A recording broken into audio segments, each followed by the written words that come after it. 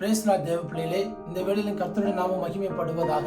நம்ம வேதத்திலிருந்து ஒரு வசனத்தை கூட வாசிப்போம். சங்கீதம் 121 6வது வசனம் நான் உங்களுக்காக வாசிக்கிறேன். பகலிலே வெயிலாகிலும் இரவிலே நிழலாகிலும் உன்னை சேதப்படுத்துவதில்லை. ஆமா தேவ பிள்ளைகளே, இந்த வேத வசனத்துல சொல்லுறது பகலிலே வெயிலாகிலும் இரவிலே நிழலாகிலும் உன்னை சேதப்படுத்துவதில்லை. ஆமா தேவ பிள்ளைகளே, இன்னைக்கு உலகம் முழுவதும் பாத்தீங்கன்னா ஒருவேளை வெயிலினால சேதப்பட்டவர்கள் அநேகர் இருக்கிறார்கள், குளிர்னால சேதப்பட்டவர்கள் அநேகர் இருக்கிறார்கள். அநேக தேசங்களும் இருக்கு, நாடுகளும் இருக்கு. ஆமா தேவ பிள்ளைகளே, இன்னைக்கு நம்ம வாழ்க்கையில பகல் வேளையில வருகிற சூரியனூடாக நம்ம சேதப்படாதபடி காத்துக் கொள்ளுகிற தேவன் நம்மளோட இருக்கிறார் இல்லையா? நம்ம இன்னைக்கு இந்த ஜீவனோட இருக்கிறோம்னா அந்த வெயில் உஷ்ணத்தினால நம்ம அழிந்து போகாதபடி நம்மளை காத்துக் கொள்ளுகிற தேவன் இல்லையா? அதே நேரம் இரவு நேரத்துல குளிர்னூடாக வருகிற குளிர்ச்சி வந்து நம்முடைய நெருக்கி சேதப்படுத்தாதபடி கர்த்தர் நம்மளை பார்த்து கொண்டிருக்கிறார், பாதுகாக்கிறார். நம்முடைய எல்லா காரியங்களையும் எல்லா தீங்குக்கும் விலக்கி நம்மளை பாதுகாக்கிறார் இல்லையா? அவருக்கு பிரியமா நம்ம நடந்து கொள்ளும் பொழுது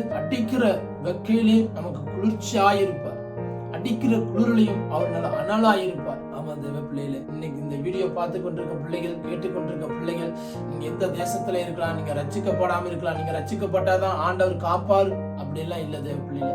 அவர் நல்லோர் மேலையும் தீயோர் மேலையும் மழையை பெய்ய பண்ணுகிறார். அநீதி உள்ளவர் மேலையும் நீதி உள்ளவர் மேலையும் சூரியனை உதிக்க பண்ணுகிற தேவன். அவர் பாரபட்சம் பார்க்காத தேவன் இல்லையா? நீங்க ரட்சிக்கப்படாமல் இருந்தாலும் ரட்சிக்கப்பட்டு இருந்தாலும் உங்களை ஆசீர்வதிக்கிற தேவனாயிருக்க. இந்த வேளையிலையும் இந்த வீடியோ பார்த்து கொண்டிருக்க பிள்ளைகள், கேட்டுக்கொண்டிருக்க பிள்ளைகள், ஒருவேளை நீங்க ரட்சிக்கப்படாம இருக்கலாம். இன்னும் உங்களுக்கு இந்த தேசத்துல நடக்கிற காரியங்களை குறித்து நீங்க ரொம்ப கவலைப்பட்டு கொண்டிருக்கலாம். இன்னும் அதிகமான காரியங்களை நீங்க அறிந்து கொள்ள வேண்டும் என்றால், உங்களுக்கு சமாதானம் வேண்டும் என்றால், சில நேரம் உலக காரியங்கள்ல நீங்க கேட்கிற காரியங்கள்ல சமாதானம் வரும். ஆனா உங்களுக்கு அது சில நிமிடங்கள்ல சில நொடிகள்ல அது மறந்துடும்.